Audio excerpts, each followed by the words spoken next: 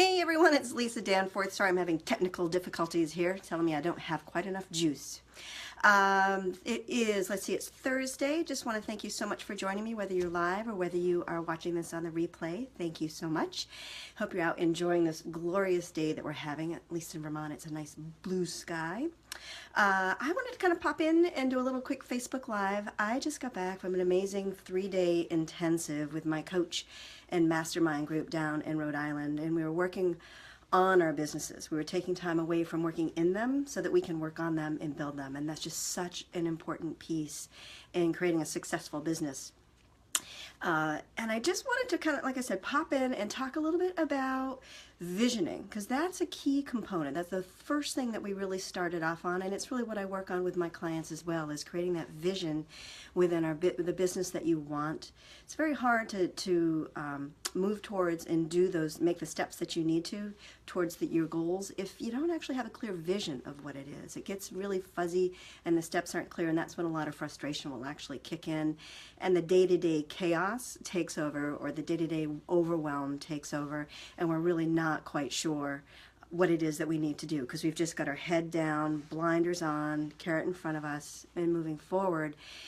We're so busy doing that we're not even quite sure what we need to do. So creating that vision for not only the business but the lifestyle that we want really is imperative to be able to move towards and find that success that we're looking for. I know that a lot of the women that I've worked with, when we sit down and really try to create their vision, it doesn't seem to be really clear, and it's very hard to continue forward when things get tough as we grow our business, and life always throws us a curveball. So each day in our business, it might go along really well, and then again, life might throw you a curveball. So knowing exactly what your vision is and why you want to get there and the steps that you need to take really help you out. So today, I really wanted to pop in and talk about visioning, just kind of give you 3 little tips on what I think has been super helpful for me.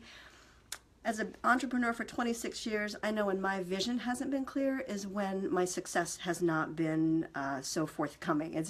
I get very easily distracted, like I said, in the day-to-day chaos and the overwhelm. So the first tip that I'd like to throw out there is scheduling some uninterrupted time to sit down and really just create a space to think about what it is that you want. Actually scheduling it, because if we leave it to chance, we more than likely won't actually show up and do it. We'll sort of fit it in with washing the dishes or driving, the kids from one place to another. But to actually schedule the time, for me, what I do is I actually go out for a walk, and it's amazing what comes to me, the creativity that really comes to me when I'm out on a walk. I always bring my phone. Oh, thanks for the love, Sashka. Appreciate it. I go out for a walk, and it's funny, I always have my phone with me, and I've got to say, I'm sure people think, oh, that poor woman is out on a walk on this beautiful Vermont roads, and she's sitting there on her phone.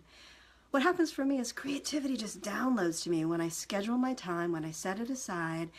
All sorts of different ideas and visions come to my head. There's a lot more possibility when I remove myself from the day-to-day chaos, from the laundry, from whatever it is that needs to be done. So first tip really is to schedule the time, set it aside. I know it's not particularly easy, but to actually, whether it's 30 minutes or an hour and a half, take that time and schedule it. And the second one is a big one. I bring this to every coaching session that I do. Just let the judgment go.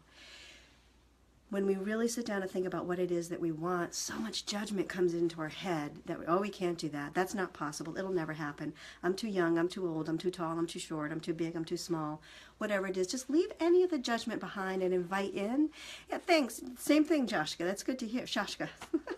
Sorry, I'm still a sleep deprivation from my trip. But yeah, letting go of the judgment. We really beat ourselves up, and then we don't actually allow the visioning in. We have actually stopped what it is that we want. When we create that judgment, we don't even allow it in. It's not possible. We can't have it. So to just let go of all judgment and all compassion, just bring that compassion in and love yourself for what it is that you're looking to create.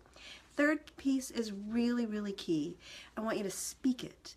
I want you to write it down, share it with someone. When we keep it quiet, when we don't share it, it's so easy to let that fire within us die, to let it just sort of burn out.